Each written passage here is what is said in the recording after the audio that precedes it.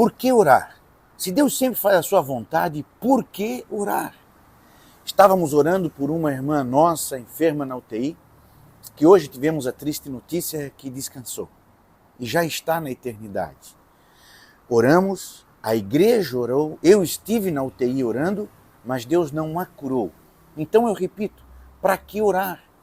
Se Deus sempre faz sua vontade, por que orar? Eu sei que essas perguntas inundam a nossa mente nestas horas, mas deixa eu lhe dizer algumas palavras sobre a oração. Em primeiro lugar, a oração muda quem ora. A oração é um caminho, uma jornada, é mais do que um pedido ou uma tentativa de convencer Deus a agir segundo os nossos desejos. Um dos grandes mistérios da oração é que ela não serve para mudar Deus, mas para transformar quem ora. Quando dobramos nossos joelhos e derramamos nosso coração diante de Deus, passamos por um processo de alinhamento com a sua vontade. A oração é um ato de comunhão com o Criador, onde nossos desejos são refinados e nosso coração é moldado para refletir o caráter de Cristo. A oração nos transforma porque nos aproxima de Deus e ajusta os nossos pensamentos e desejos prioridades às prioridades de Deus. Diz o Salmo 37, versículo 4, agrada-te do Senhor e Ele satisfará os desejos do teu coração. Por quê? Porque vou estar alinhado a Ele. Em segundo lugar, a busca pela vontade de Deus na escola da oração é uma das lições mais importantes a aprender na nossa espiritualidade. Buscar a vontade de Deus acima de tudo. Jesus, em sua oração modelo, nos ensinou a orar dizendo, venha o teu reino, seja feita a tua vontade, assim na terra como no céu. Essa frase central nos relembra que a oração não é uma ferramenta para satisfazer os nossos desejos, mas um meio poderoso de trazer os céus à terra, alinhando o reino, nossas vontades, a vida, propósito ao desejo divino. Quando oramos buscando a vontade de Deus, nossas expectativas mudam. Não pedimos apenas por soluções imediatas, mas pelo que glorifica a Deus e que cumpra os seus planos maiores nesta terra. Buscar a vontade de Deus em oração é aceitar que sua sabedoria é maior, que seus planos são perfeitos.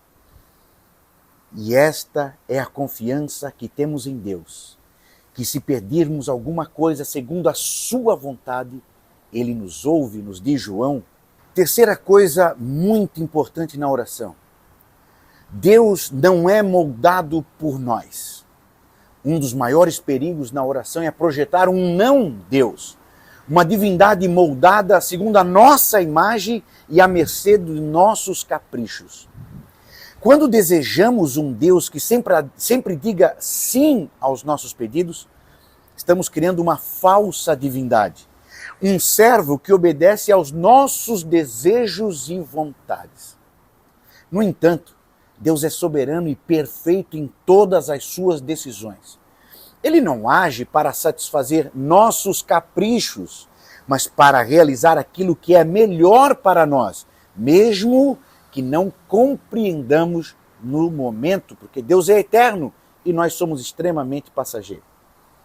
Deus é Deus porque Ele tem o poder de dizer sim, não ou espere. A sua soberania é o fundamento da nossa confiança. Pois os meus pensamentos não são os vossos pensamentos, diz Isaías, nem os vossos caminhos, os meus caminhos, diz o Senhor.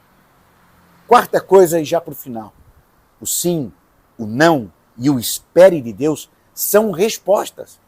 A maturidade na vida de oração nos ensina que todas as respostas de Deus têm um propósito. O sim nos alegra, o não nos ensina e o espera nos molda. Deus vê o todo, enquanto enxergamos apenas uma parte. Quando recebemos um não, é um convite para confiar na sabedoria divina.